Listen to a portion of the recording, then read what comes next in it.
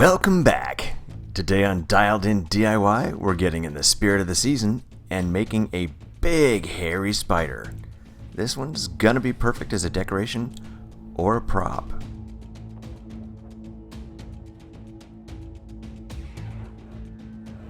This first step is going to allow us to build out exactly the shape we want for our spider, which is perfect because if you want it bigger, smaller, longer, or a little bit more stubby, all you have to do is pick a different size balloon or adjust the amount of air that you put into the balloons. It's actually the combination of this cardboard cutout and the balloons that's going to give us the form to make the shell of our spider on top of.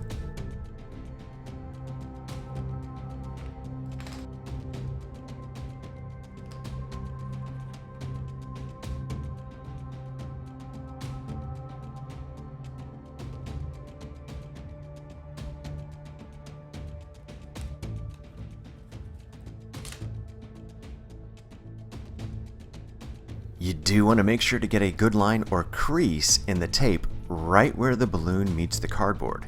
This is going to be very helpful in a future step.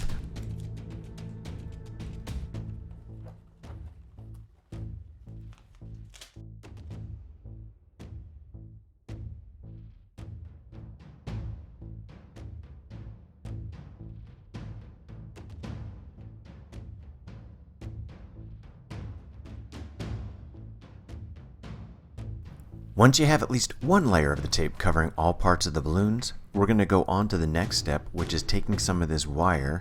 This 16 gauge is actually pretty easy to shape, but a metal clothes hanger can work as well. What I'm doing here is using the wire to outline the shape of the balloons, and then I'm going to go back in just a minute and make ribs over the top, and all of these are going to be held down to the balloons with some additional duct tape.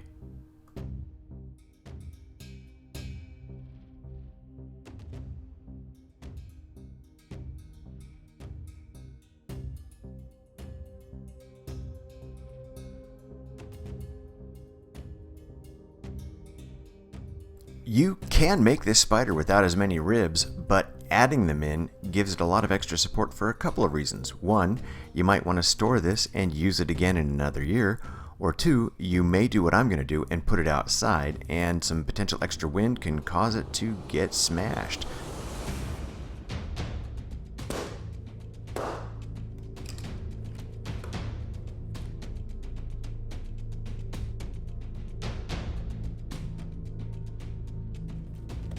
If you want to make this easier to hang up later, you might want to go ahead and twist some wire or add some fishing line or something around some of the exterior support brackets before you finish covering everything up.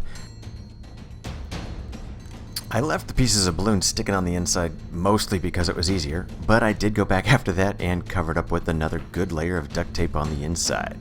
Now, because I want this to be spooky freaky, I'm adding a furry texture to the outside to really give some lifelike appearance to the shell of this spider.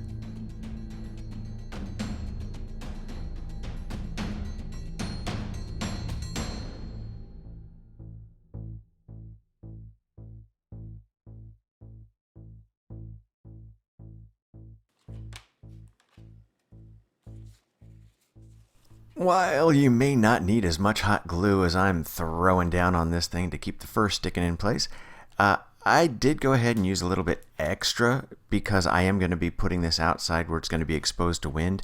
Might bounce around a little bit, and I just want to make sure that everything stays right where it's supposed to be.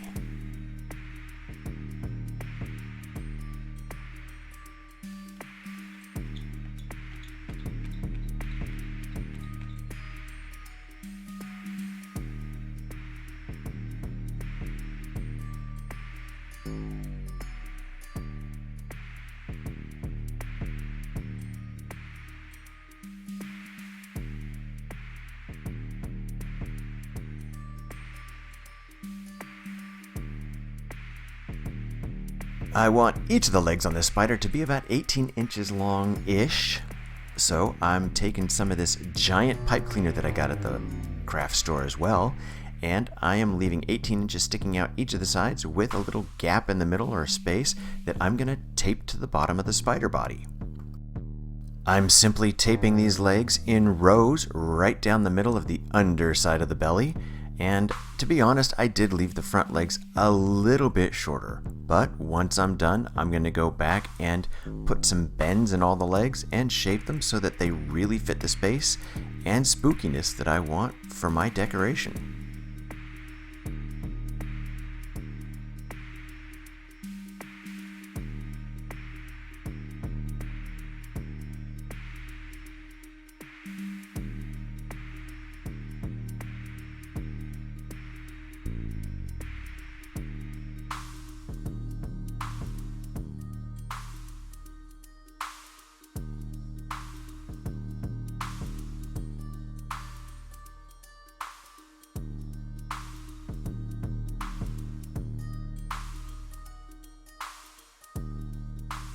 Thank you very much for taking the time to stop by Dialed In DIY today to check out my video.